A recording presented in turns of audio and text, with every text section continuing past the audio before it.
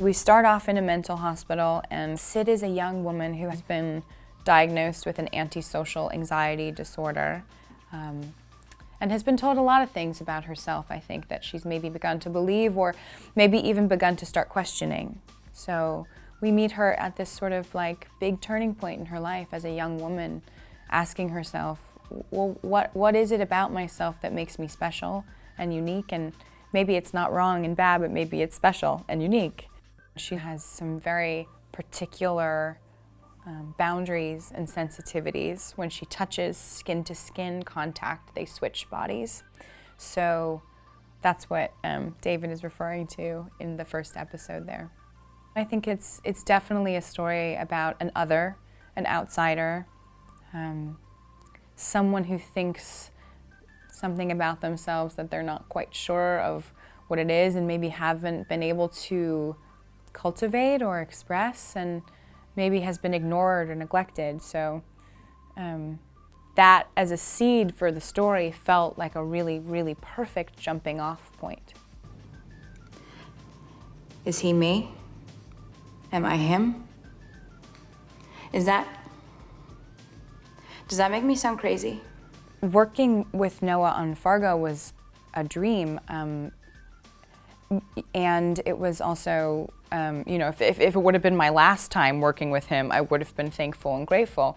And then after that show aired, I was able to audition for this piece, and I wanted to be able to try it on and see if my take on her was what was needed, and it fit really well. And yeah, he's a really intelligent, creative guy. So if he's telling a story, especially with FX and Marvel that are making such brave and interesting work, I'm like, yeah, sign me up.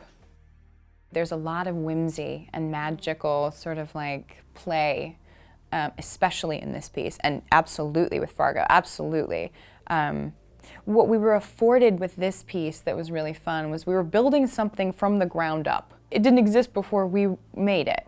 So we got to say, well, what is this? What does this look like? What does this feel like? The design conversations with the hair and makeup, with the costumes, they were extensive and always like, ooh, what about this? And ooh, what about that? Always engaging. That's what I feel like Noah's best at, is saying, I don't have all the answers.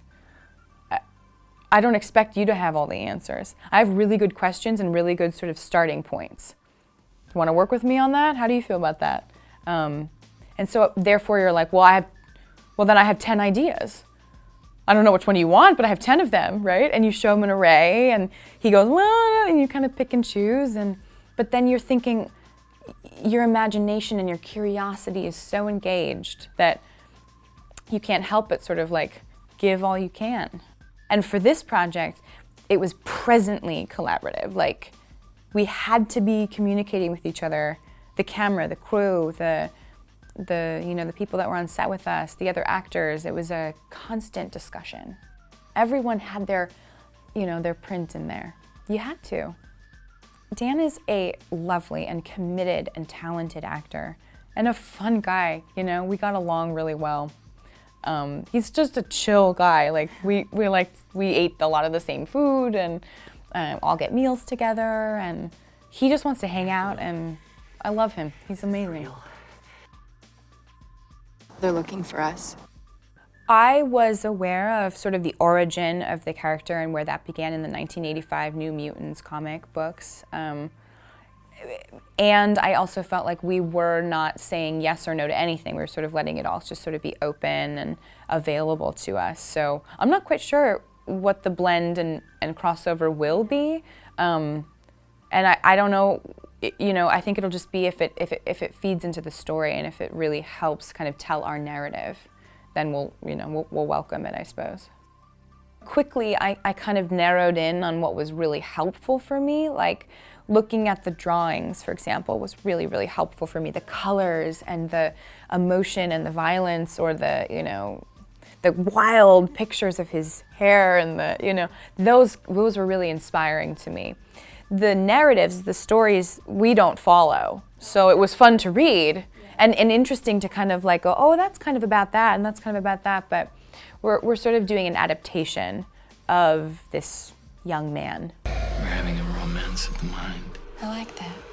What an Easter egg for me to find. Like, truly, I'm like, that sounds kind of familiar. What is that? And I quickly kind of went on a spree of Pink Floyd. I wasn't a huge fan, and now I am. I mean, what gorgeous music. And the way that they made that album, The Dark Side of the Moon, I know inspired Jeff Russo, our composer, and Noah, sort of for the sound landscape of the piece, but also the story of Syd Barrett, you know, what his relationships were with the people that he was working with, and what a young, talented, troubled guy.